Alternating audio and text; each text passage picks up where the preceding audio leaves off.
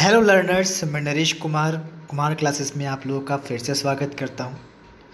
Learners, हम लोग पढ़ रहे हैं क्लास 10th ज्योग्राफी से chapter number 5 minerals and energy resources के बारे में। प्रीवियस वीडियो में हम लोगों ने मिनरल्स क्या होते हैं और उनका मोड ऑफ अकरेंस क्या होता है, हमने इसके बारे में पढ़ा था। और आज हम लोग क्लासिफिकेशन ऑफ मिनरल्स के बारे में पढ़ने वाले हैं। इसके साथ साथ कुछ मेजर मिनरल्स के बारे में भी हम डिस्कस करेंगे। वीडियो शुरू करने से पहले उन सभी से रिक्वेस्ट है जो चैनल पर नए हैं वो चैनल को सब्सक्राइब कर लें और वीडियो को लाइक, कमेंट, शेयर ज़रूर करें। इस रिक्वेस्ट के बाद चलिए हम शुरू करते हैं अपने इस वीडियो को।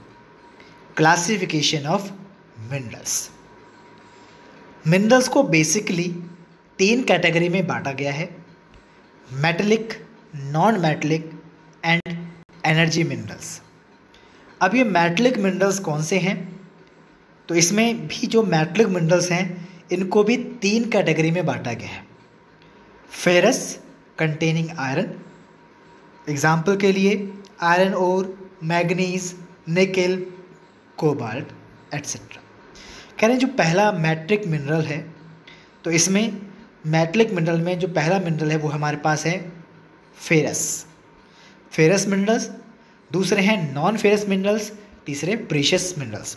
तो ये जो फेरस मिनरल्स हैं, फेरस मिनरल्स यानी कि ऐसे मिनरल्स जिनके अंदर आयरन की मात्रा पाई जाती है, जैसे कि iron ore, manganese, nickel, cobalt etcetera. ये सब फेरस मिनरल्स हैं क्योंकि इनके अंदर आयरन की मात्रा पाई जाती है। वहीं दूसरे हैं नॉन फेरस मिनरल्स। तो नॉन फेरस मिनरल्स ऐसे मिनरल्स जिनके अंदर आयरन की मात्रा नहीं पाई जाती है, उनको हम नॉन फेरस मिनरल कहते हैं। एग्जाम्पल के लिए copper, lead, tin, bauxite etcetera.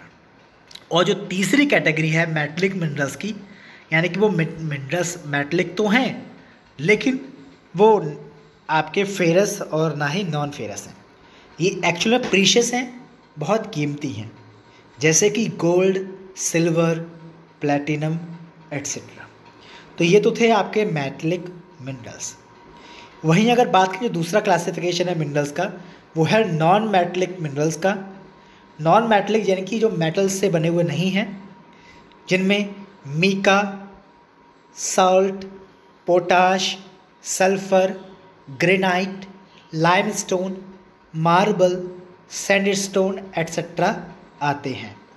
वहीं जो तीसरा क्लासिफिकेशन है वो है हमारे एनर्जी मिनरल्स का। और इसमें एनर्जी जिनको हम फ्यूल के रूप में यूज़ करते हैं वो रिसोर्सेज आते हैं, जैसे कि coal, petroleum, natural gas etcetera. Let us now study the distribution of a few major minerals in India. चलिए अब हम लोग स्टडी करते हैं distribution of few major minerals की, जो कि इंडिया के अंदर इनका डिस्ट्रीब्यूशन कैसा है इसके बारे में हमने पढ़ना है। Always remember that the concentration of mineral in the ore, the ease of extraction and closeness to the market play an important role in affecting the economic viability of a reserve. इस बात को हमेशा ध्यान रखना है कि जो concentration होता है मिनरल का ओर के अंदर, the ease of extraction and closeness to the market play, इसमें बहुत ही इम्पॉर्टेंट रोल निभाती हैं। यानी कि जहाँ पर कंसंट्रेशन मिनरल्स का ओर के अंदर ज़्यादा है, कितना ईजी है उसको एक्सट्रैक्ट करना, कितना क्लोज है मार्केट के पास, ये सभी फैक्टर्स जो हैं बहुत ही इम्पॉर्टेंट रोल प्ले करते हैं economic viability of a reserve के बारे में, और ये उसको अफेक्ट भी करते हैं। Thus, to meet the demand a choice has to be made between a number of possible options. इसलिए डिमांड को पूरा करने के लिए हमें चॉइस करनी पड़ती है हमारे सामने जो बहुत सारे पॉसिबल ऑप्शंस होते हैं उनमें से। When this is done, a mineral deposit or reserve turns into a mine. जैसे ही हम ये ऑप्शन चूज़ कर लेते हैं कि हमने कौन से को यूज़ करना है, तो ये फिर उसके बाद जो डिसीजन लिए जाते हैं, तब मिनरल डिपॉजिट या जो रिजर्व होते हैं वो माइन के रूप में कन्वर्ट हो जाते हैं। चलिए अब हम लोग पढ़ते हैं क्लासिफिकेशन ऑफ मिनरल्स को वन बाय वन। इसमें सबसे पहले हम बात करेंगे फेरस मिनरल्स की। अब ये फेरस मिनरल्स कौन से होते हैं तो उसके बारे में हम देख लेते हैं। मैं थोड़ी देर पहले मैंने आपको बताया था, ferrous minerals account for about 3/4 of the total value of the production of metallic minerals. कह रहे हैं कि जो फेरस मिनरल्स हैं ये लगभग 3/4 हैं total value of production of metallic minerals के। जितने भी मेटलिक मिनरल्स हैं, जितने भी मेटलिक मिनरल्स का प्रोडक्शन होता है, उसके 3/4 जो प्रोडक्शन है वो फेरस मिनरल्स का ही होता है। यानी कि 100% अगर प्रोडक्शन होता है टोटल मिनरल्स का, मेटलिक मिनरल्स का, तो 100 में से 75% जो फेरस मिनरल्स हैं सिर्फ इन्हीं का ही प्रोडक्शन होता है। बाकी मेटलिक में नॉन फेरस और जो प्रीशियस मेटल्स हैं उनकी बात अलग होती है, वो बाकी 25% में आते हैं। They provide a strong base for the development of metallurgical industry. कह रहे हैं कि ये स्ट्रॉन्ग बेस प्रोवाइड करता है डेवलपमेंट करने के लिए जो मेटलर्जिकल इंडस्ट्री हैं, मेटल पर बेस्ड जो इंडस्ट्री हैं उनके डेवलपमेंट के लिए ये एक स्ट्रॉन्ग बेस प्रोवाइड करता है। India exports substantial quantities of ferrous minerals after meeting her internal demand. India बड़े पैमाने पर विदेशों को फेरस मिनरल्स को सप्लाई करता है जब उसकी अपनी आंतरिक डिमांड पूरी हो जाती है। जब देश के अंदर की डिमांड पूरी हो जाती है उसके बाद जो फेरस मिनरल्स बचते हैं उसको बड़ी मात्रा में इंडिया फॉरेन कंट्रीज़ को भी बेचता है। तो फेरस मिनरल में सबसे पहले हमारे पास है आयरन ओर। आयरन ओर क्या है? Iron ore is the basic mineral and the backbone of industrial development. Iron ore एक बेसिक मिनरल है और ये बैकबोन है इंडस्ट्रियल डेवलपमेंट की, यानी कि जो औद्योगिक विकास होता है किसी कंट्री के अंदर, उस औद्योगिक विकास की रीढ़ की हड्डी का काम करता है आयरन ओर।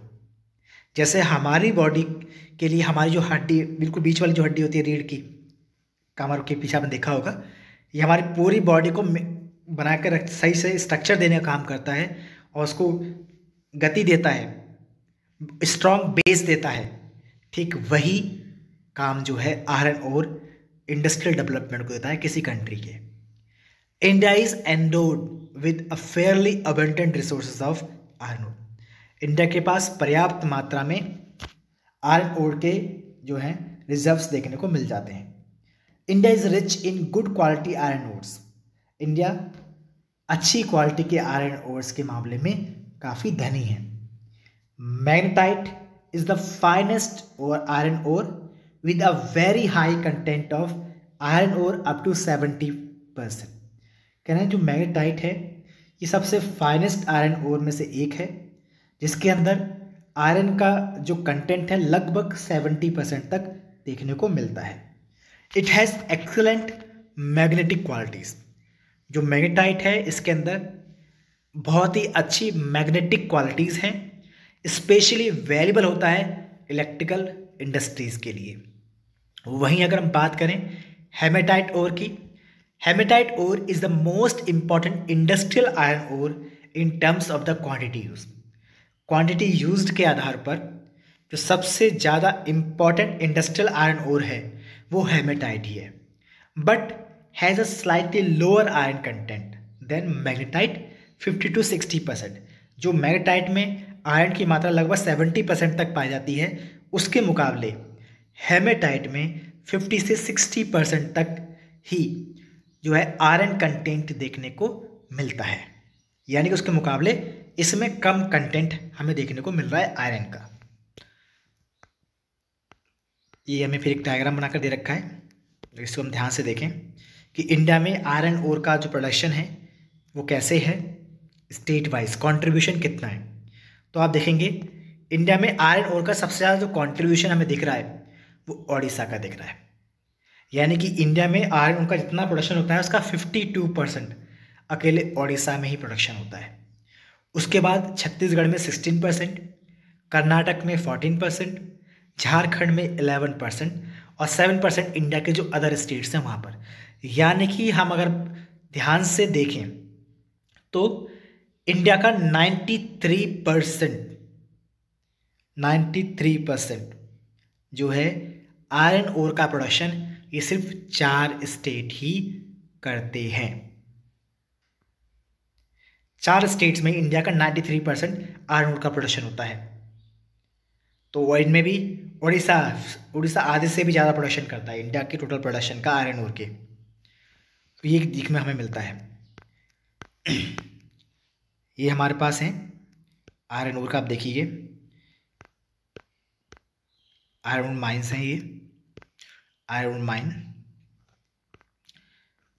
उससे पहले हमारे पास एक वर्ड आया है कुद्रे। ये क्या है? कुद्रे इन कन्नड़ लैंग्वेज में कुद्रे का मतलब होता है horse. The highest peak in the western Ghats of Karnataka resemble the face of horse. ये हाईएस्ट पीक है वेस्टर्न घाट ऑफ कर्नाटक की, और ये हॉर्स के चेहरे की तरह दिखती है, फेस की तरह दिखती है। The Bailadila hills look like the hump of an ox. और जो बैराडेला हिल्स हैं वो ऑक्स के हम्प की तरह दिखाई देती हैं, और इसलिए इनका नाम जो है इसी के आधार पर पड़ा है। यहाँ पे जो माइंस हैं उनका नाम इसी के आधार पर पड़ा है। तो हम पढ़ लेते हैं कुछ मेजर आयरन ओर्स बेल्ट जो इंडिया के अंदर देखने को मिलती हैं, उनके बारे में देख लेते हैं क्या है। The major iron ore belts in India. Odisha Jharkhand belt. In Odisha high grade haematite ore is found in Badam Pahar mines in the Mayurbhanj and Kendujhar district. Odisha का जो मयूरभंज और जो केंदुझर डिस्ट्रिक्ट्स हैं वहाँ की जो बादाम पहाड़ माइंस हैं वहाँ पर जो है हेमेटाइट और जो है बेसिकली वहाँ पर मिलता है। In the adjoining Singhbhum district of Jharkhand. और इसको के साथ सिंहभूम डिस्ट्रिक्ट जो है झारखंड का, वहाँ पर भी हेमेटाइट आयरन और बड़े ही अच्छी मात्रा मिलता है गुआ और नौमंदी में। इसके साथ साथ दुर्ग, बस्तर, चंद्रपुर बेल्ट जो कि छत्तीसगढ़ और महाराष्ट्र में देखने को मिलती है, यहाँ पर वेरी हाई ग्रेड हेमेटाइट और देखने को मिलता है जो कि फेमस है Bailadila range of hills in the Bastar district of Chhattisgarh. The range of hills comprises of 14 deposits of super high grade haematite iron ore. कहीं जो दुर्ग, बस्तर, चंद्रपुर बेल्ट जो है छत्तीसगढ़ और महाराष्ट्र की, इसमें भी बहुत ही अच्छी क्वालिटी का हेमेटाइट ओर देखने को मिलता है।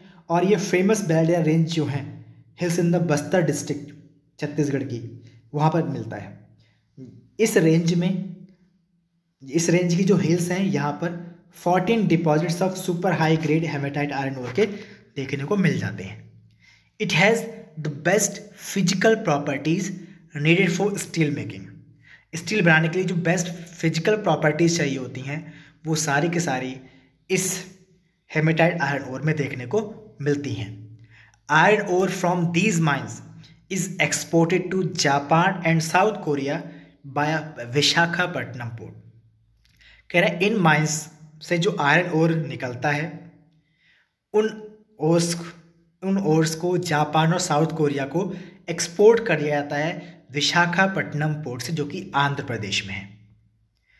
यानी कि आंध्र प्रदेश के रास्ते इसको शिप के थ्रू जो है पोर्ट कर दिया जाता है जापान और कोरिया को। तीसरी जो रेंज है इसमें जहाँ पर हमें आपको आयरन ओर देखने को मिलती हैं, बेल्लारी, चित्रदुर्ग, चिकमंगलूर, तुमकुरू बेल्ट जो कि कर्नाटक में देखने को मिलती है। यहाँ पर भी रिजर्व्स आयरन ओर के हमें मिल जाते हैं। द कुद्रे मुख माइंस। अभी थोड़ी देर पहले हमने बात की थी ना कुद्रे, जो कि एक कन्नड़ वर्ड था जिसका मतलब हॉर्स था, और मुख आपको पता ही है फेस होता है, यानी कि हॉर्स के फेस की तरह कि यहाँ की माइन जो कि वेस्टर्न घाट्स ऑफ कर्नाटका मिलती हैं। और यहाँ पर जितना भी आयरन ओर माइन किया जाता है उसको 100% एक्सपोर्ट कर दिया जाता है, यानी कि पूरा का पूरा विदेशों को बेच दिया जाता है। Kudremukh deposits are known to be one of the largest in the world. ये दुनिया की सबसे बड़ी माइंस में से एक है आयरन ओर की। The ore is transported as slurry through a pipeline to a port near Mangaluru. ये जो ओर है इसको ट्रांसपोर्ट जो है स्लरी थ्रू अ पाइपलाइन किया जाता है to a port near Mangaluru. Maharashtra Goa belt एक और इम्पॉर्टेंट बेल्ट है जहाँ पर आयरन देखने को मिलता है। Maharashtra Goa belt includes the state of Goa and Ratnagiri district of Maharashtra. कह रहे हैं जो महाराष्ट्र गोवा बेल्ट है ये इसमें बेसिकली स्टेट ऑफ गोवा और रत्नागिरी डिस्ट्रिक्ट जो है महाराष्ट्र के वो इसमें शामिल होते हैं। Though the ores are not of very high quality. यहाँ पर जो ओर्स हैं वो ज़्यादा अच्छी क्वालिटी के तो नहीं है, yet they are efficiently exploited, लेकिन इनको बहुत अच्छी तरीके से एक्सप्लॉयट किया जा रहा है। Iron ore is exported through Marmagao port, और जो मर्मगांव पोर्ट है वहाँ से एक्सपोर्ट कर दिया जाता है आयरन ओर को यहाँ से। तो ये तो रहा हमारा आयरन ओर का। अब जरा देखते हैं मैग्नीज के बारे में क्या कह रहे हैं ये। Manganese is mainly used in the manufacturing of steel and ferro manganese alloy. Manganese जो है इसको यूज़ किया जाता है स्टील को मैन्युफैक्चर करने के लिए, इसके साथ साथ फेरो मैग्नीज अलॉय को मैन्युफैक्चर करने के लिए। Nearly 10 kg of manganese is required to manufacture 1 ton of steel. 1 ton steel को बनाने के लिए हमें 10 किलोग्राम मैग्नीज की रिक्वायरमेंट होती है। It is also use in manufacturing bleaching powder, और मैग्नीज का इस्तेमाल जो होता है ब्लीचिंग पाउडर को बनाने में, इसके साथ इंसेक्टिसाइड्स और पेंट्स में भी हम जो है मैग्नीज का इस्तेमाल करते हैं। अगर हम अब आगे देखें मैग्नीज प्रोडक्शन के मामले में क्या शेयर है स्टेट्स का 2016-17 में, तो ये भी आप अगर आप देखें ध्यान से तो इसमें मध्य प्रदेश में 27% आपको मैग्नीज मिलता है प्रोडक्शन। महाराष्ट्र से भी 25% प्रोडक्शन होता है, उड़ीसा से भी 25 प्रोडक्शन होता है 25%, कर्नाटका 11% करता है, आंध्र प्रदेश 10% करता है और 2% अदर स्टेट्स करते हैं।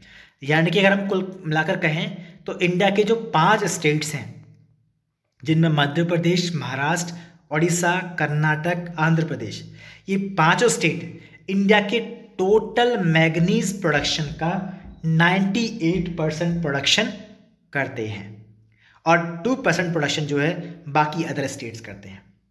तो अगर हम बात करें लार्जेस्ट प्रोड्यूसर के हिसाब से तो आयरन ओर का सबसे बड़ा जो प्रोड्यूसर स्टेट है इंडिया के अंदर वो उड़ीसा है, और मैग्नीज का जो सबसे बड़ा प्रोड्यूसर है इंडिया के अंदर वो मध्य प्रदेश स्टेट है। ठीक है, तो ये भी थोड़ा ध्यान रखना होता है, ये MCQs में हमारे पास एक इम्पॉर्टेंट क्वेश्चन हो सकते हैं। अब हम बात करें आगे नॉन फेरस मिनरल्स की, ऐसे मिनरल्स जिनके अंदर आयरन कंटेंट नहीं पाया जाता है। India's reserves and production of non ferrous minerals is not very satisfactory. India की जो रिजर्व्स हैं और जो प्रोडक्शन है नॉन फेरस मिनरल्स के वो ज़्यादा सेटिस्फैक्ट्री नहीं है, ज़्यादा संतोषजनक नहीं है। However these minerals which include copper, bauxite, lead, zinc and gold play a vital role in a number of metallurgical, engineering and electrical industry.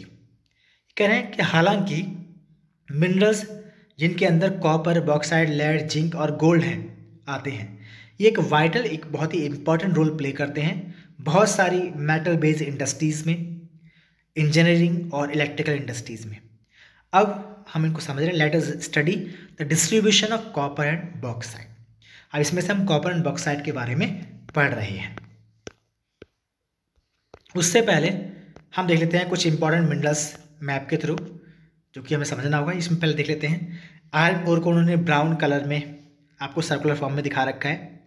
इसके साथ साथ आयरन ओर माइंस कहाँ पर मिलेंगी, आयरन ओर फील्ड्स कौन से ब्राउन कलर से दिखा रखा है, आयरन ओर माइंस कहाँ पर हैं ये आपको रेड कलर से दिखा रखा है। आयरन ओर एक्सपोर्टिंग पोर्ट्स जहाँ से इनको विदेशों को शिप के थ्रू भेजा जाता है वो उनको ब्लैक कलर में उन्होंने स्क्वायर में आपको दिखा रखा है। मैग्नीज अगर आप देखें, देखिए मैग्नीज किस तरह से दिखा रखा है, बॉक्साइट का आपको थोड़ा अलग दिखा रखा है और मिका अलग से दिखा है। तो हम पहले बात कर लेते हैं आयरन ओर फील्ड्स इंडिया में कहाँ हैं। तो इंडिया में आयरन ओर फील्ड्स जो है 4 जगह पे देखने को मिलेंगे। सबसे पहले अगर आप देखें तो ये देखिए बांग्लादेश की तरफ को ये आपका दिखाई रहा है, आप ध्यान से देखें आपको दिख जाएंगे, ब्राउन कलर में देखेंगे आप। गोवा, मयूरभंज, सुंदरगढ़, केंदुझर, ये जो बेल्ट है आयरन ओर फील्ड्स की, ये हमें बेसिकली उड़ीसा और झारखंड में देखने को मिलती है। उसका थोड़ा आगे चलें, थोड़ा सा लेफ्ट हो जाए तो यहाँ पर आपको दिखाई देगा मैकाला हिल्स, दुर्ग, इसके साथ साथ बालाघाट, भंडारा, चंद्रपुर, वेलाडेला, ये वो सब जगह हैं ये जो पड़ती हैं बेसिकली ये छत्तीसगढ़ महाराष्ट्र में आती हैं। छत्तीसगढ़ महाराष्ट्र दोनों में पड़ती हैं। ये दूसरी बेल्ट है। तीसरी जो इम्पोर्टेंट बेल्ट अगर हम देखें तो आप देखेंगे नीचे की तरफ आ जाएंगे कर्नाटक में। यहाँ पर आप देखें तो बेल्लारी, तुर्मकुरु, चिकमंगलुरु में, और इसके साथ आप थोड़ा सा ऊपर देखें मंगलुरु, कुद्रेमुख, शिवमोगा, चित्रदुर्ग, ये वाला जो एरिया है इस एरिया में आपको आयरन ओर फील्ड्स देखने को मिलते हैं। इसके साथ साथ थोड़ा सा ऊपर की तरफ देखेंगे रत्नागिरी, गोवा, मारमागांव, ये चौथा आयरन ओर फील्ड्स है जहाँ पर हमें आयरन ओर मिलता है। फिर अगर बात करें आयरन ओर माइंस कहाँ कहाँ पर हैं, तो ये आपको रेड कलर में जो दिखा रखा है ट्राइंगल में, इसको देखेंगे, जिसमें देखिए वहीं से जहाँ से शुरू किया था गोवा, मयूरभंज और केंदुझर, ये तीनों इंपॉर्टेंट माइन हैं, जिसमें से गोवा जो है ये आपका झारखंड में पड़ता है और मयूरभंज और केंदुझर ये दोनों उड़ीसा में पड़ते हैं। इसका थोड़ा सा लेफ्ट में जब आते हैं तो यहाँ पर आपको दिखाई देगा एक तो है आपका दुर्ग, चंद्रपुर और बेलाडीला, ये 3 इंपॉर्टेंट माइंस हैं, जिसमें से जो चंद्रपुर है ये महाराष्ट्र में पड़ती है और दुर्ग और बेलाडीला ये दोनों छत्तीसगढ़ में देखने को मिलते हैं। नीचे की तरफ आएंगे कर्नाटक की तरफ, यहाँ पर बेल्लारी, चित्रदुर्ग, तुर्मकुरु, चिकमंगलुरु, कुद्रेमुख, ये पांचों के पांचों कर्नाटक में पड़ते हैं। इसके साथ साथ गोवा में है और रत्नागिरी में है आयरन ओर माइंस। ये तो रही। आप बात करें आयरन ओर एक्सपोर्टिंग पोर्ट्स, कहाँ से एक्सपोर्ट किया जाता है, तो देखिए मयूरभंज, गोवा और केंदुझर में जो भी आयरन ओर होते हैं उनको पारादीप के थ्रू जो है एक्सपोर्ट कर दिया जाता है। वहीं अगर बात करें बिलासपुर या फिर बेलाडीला या चंद्रपुर में, यहाँ पर जो भी मिनरल्स हमें देखने को मिलते हैं उनको विशाखापट्टनम के थ्रू जो है एक्सपोर्ट कर दिया जाता है। इसके साथ साथ हम कहते हैं गोवा, मयूरभंज, केंदुझर का भी जो मिनरल होता है उसको विशाखापट्टनम के थ्रू भी एक्सपोर्ट किया जाता है। वहीं अगर नीचे की तरफ देखें कर्नाटक की तरफ आए तो चित्रदुर्ग, बेल्लारी, तुर्कमंगलुरु और चिकमंगलुरु, कुद्रेमुख, यहाँ से जितना ही प्रोडक्शन होता है उसको मैंगलुरु पोर्ट से एक्सपोर्ट कर दिया जाता है फॉरेन कंट्रीज़ को। इसके साथ साथ रत्नागिरी और गोवा में जो प्रोडक्शन होता है आयरन ओर का उसको मारमागांव से एक्सपोर्ट किया जाता है। वहीं अगर बात करें मैग्नीज़ कहाँ पर मिलता है, तो मैग्नीज़ को हम लेके चलें तो मैग्नीज़ हमें देखने को कहाँ कहाँ मिल रहा है, हम देखें ध्यान से तो मैग्नीज़ हमें मिलता है बालाघाट जो कि मध्य प्रदेश में है, अमरकंटक के नीचे, नागपुर, इसके साथ साथ मैकाला, ये आपको ये मिलते हैं आपको महाराष्ट्र में। नीचे तरफ आएंगे मारमागांव, आइए गोवा में गोवा जो है इस इलाके में भी आपको मिलता है मैग्नीज़, और शिवमोगा में भी मैग्नीज़ मिलता है।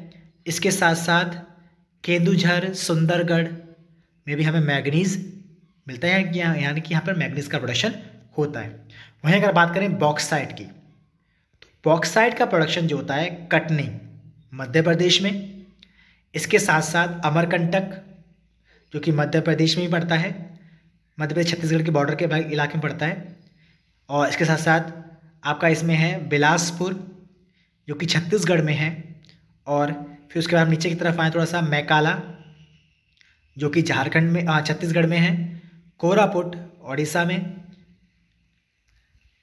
इसका जो है प्रोडक्शन हो रहा है।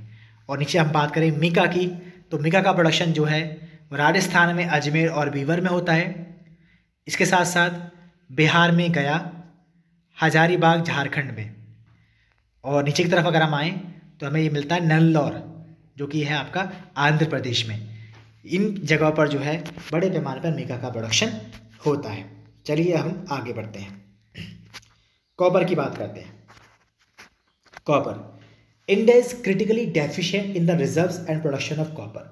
इंडिया जो है क्रिटिकली काफ़ी, यह कह सकते हैं कुल मिलाकर कहें कि इंडिया के अंदर कॉपर का प्रोडक्शन और इसके जो रिजर्व्स हैं उनकी बहुत ज़्यादा कमी है। बीइंग मैलेबल, ये बहुत ज़्यादा मैलेबल है, डक्टाइल है और गुड कंडक्टर है। इसका हीट का और इलेक्ट्रिसिटी का। Copper is mainly use in electrical cables, electronics and chemicals industries. तो हम इनकी जब देखें कि इंडिया के अंदर जो कॉपर रिजर्व्स हैं इनकी मात्रा बहुत कम है और इनका प्रोडक्शन भी कम देखने को ही मिलता है, क्योंकि ये मैलेबल है। मैलेबल का मतलब होता है, हम इसकी जब बात करें, लचीला। और डक्टाइल का मतलब होता है जिसको हम वायर में कन्वर्ट कर सकें, नमनीय जिसे बोलते हैं, हिंदी वर्ड इसके लिए है। और डक्टाइल को हम वायर, जैसे कि जिसको हम वायर में चेंज कर सकें। यानी कि ये जो कॉपर होता है ये बहुत ही लचीला और इसको थिन वायर में कन्वर्ट कर सकते हैं और ये गुड कंडक्टर होता है इलेक्ट्रिसिटी का। इसलिए इसको अधिकतर इलेक्ट्रिकल केबल्स, इलेक्ट्रॉनिक्स और केमिकल्स इंडस्ट्रीज में यूज़ किया जाता है। The Balaghat mines in Madhya Pradesh, Khetri mines in Rajasthan and Singhbhum district of Jharkhand are leading producers of copper. Copper के लीडिंग प्रोड्यूसर्स ये लोग हैं। वहीं अगर हम बात करें बॉक्साइट की, दो several ores contain aluminium, it is from bauxite. बहुत सारे ओर्स में एल्यूमिनियम होता है जिनको हम बॉक्साइट कहते हैं। ये एक तरह से क्ले लाइक सब्सटेंस होता है। That alumina and later aluminium is obtain, जिससे बाद में एल्यूमिना और एल्यूमिनियम जो है ऑब्टेन किया जाता है। Bauxite deposits are formed by the decomposition of a wide variety of rocks rich in aluminium silicates. कह रहे हैं कि जो बॉक्साइट है, बॉक्साइट डिपॉजिट जो हैं ये बेसिकली फॉर्म होते हैं डीकम्पोजिशन होने की वजह से वाइड वेराइटी ऑफ रॉक्स जिसके अंदर एल्यूमिनियम सिलिकेट्स बड़ी मात्रा में पाए जाते हैं। Aluminium is an important metal because it combines the strength of metals such as iron with extreme lightness and also with good conductivity and great malleability। कह रहे हैं ये जो एल्यूमिनियम होता है बहुत ही इम्पॉर्टेंट मेटल है, क्योंकि इसके अंदर स्ट्रेंथ ऑफ मेटल जैसे कि आयरन की जो स्ट्रेंथ होती है वो इसके अंदर भी पाई जाती है और इसमें एक्सट्रीम लाइटनेस होती है। ये बहुत ही हल्का होता है और गुड कंडक्टिविटी होती है और ये बहुत ज़्यादा मैलेबल, बहुत ज़्यादा लचीला भी है तो होता है। India's bauxite deposits are mainly found in the Amarkantak plateau. India की जो मैक्सिमम बॉक्साइट डिपॉजिट जो हैं ये अमरकंटक प्लेटो, मैकाल हिल्स और प्लेटो रीजन्स ऑफ बिलासपुर कटनी में देखने को मिलते हैं। फिर अगर हम देखें कौन प्रोड्यूसर लीडिंग प्रोड्यूसर्स हैं तो उसमें बॉक्साइट के, तो ओडिशा जो है सबसे ज़्यादा प्रोडक्शन करता है बॉक्साइट का। 49% इंडिया में टोटल प्रोडक्शन का 49% ओडिशा ही प्रोडक्शन करता है बॉक्साइट का। गुजरात में 24%, झारखंड में 9%, छत्तीसगढ़ में 8%, महाराष्ट्र में 8% और 2% अदर स्टेट्स। यानी कि हम कुल मिलाकर कहें 98% जो प्रोडक्शन है वो 5 स्टेट्स करते हैं टोटल बॉक्साइट प्रोडक्शन के, जिनमें ओडिशा लार्जेस्ट प्रोड्यूसर है आपके बॉक्साइट का। Odisha was the largest bauxite producing state in India in 2016-17। Panchpatmali deposits in Koraput districts are the most important bauxite deposit in the. अब हम बात कर रहे हैं नॉन मेटलिक मिनरल्स की, जिनमें हम शुरू कर रहे हैं मीका के साथ। Mica is a mineral made up of a series of plates और लीव्स। मीका जो है ये मिनरल है जो कि बना होता है सीरीज ऑफ प्लेट्स और लीव्स के साथ। It splits easily into thin sheet. ये बहुत ही आसानी से पतली चादर के रूप में कन्वर्ट किया जा सकता है। These sheets can be so thin that a thousands can be layered into a mica sheet of a few centimetres high. कुछ सेंटीमीटर्स ऊंची मीका शीट से हम थाउजेंड्स ऑफ जो पतले लेयर बना सकते हैं। Mica can be clear, black, green, red, yellow और ब्राउन। मीका जो है बिल्कुल साफ ब्लैक, ग्रीन, रेड, येलो और ब्राउन कलर की हो सकती है।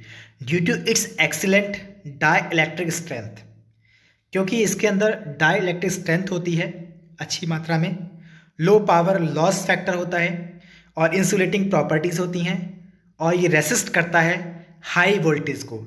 इसलिए मीका जो है one of the most indispensable mineral है जिसको इलेक्ट्रिक और इलेक्ट्रॉनिक इंडस्ट्री में यूज़ किया जाता है। Mica deposits are found in the northern edge of the Chota Nagpur plateau, Koderma, Gaya, Hazaribagh belt of Jharkhand is the leading producer. In Rajasthan the major mica producing area is around Ajmer. Rajasthan में mica जो है बेसिकली अजमेर के आसपास के इलाकों में देखने को मिलता है। नेल्लौर मीका बेल्ट, नेल्लौर में जो मीका बेल्ट हैं वो बेसिकली आपको आंध्र प्रदेश में देखने को मिलती हैं और ये इंपॉर्टेंट प्रोड्यूसर हैं इंडिया के। वहीं अगर बात करें रॉक मिनरल्स की, इनमें हमारे पास है लाइमस्टोन मेन है। Limestone is found in association with rocks composed of calcium carbonates और calcium and magnesium carbonates. It is found in the sedimentary rocks of most geological formations.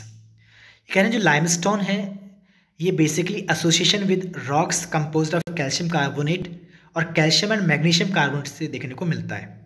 यानी कुल मिला कह सकते हैं कि ये उन रॉक्स में देखने को मिलता है जिसमें कैल्शियम कार्बोनेट्स या कैल्शियम और मैग्नीशियम कार्बोनेट्स मिलते हैं। ये बेसिकली सेडिमेंट्री रॉक्स में मिलता है अधिकतर जियोलॉजिकल फॉर्मेशंस में।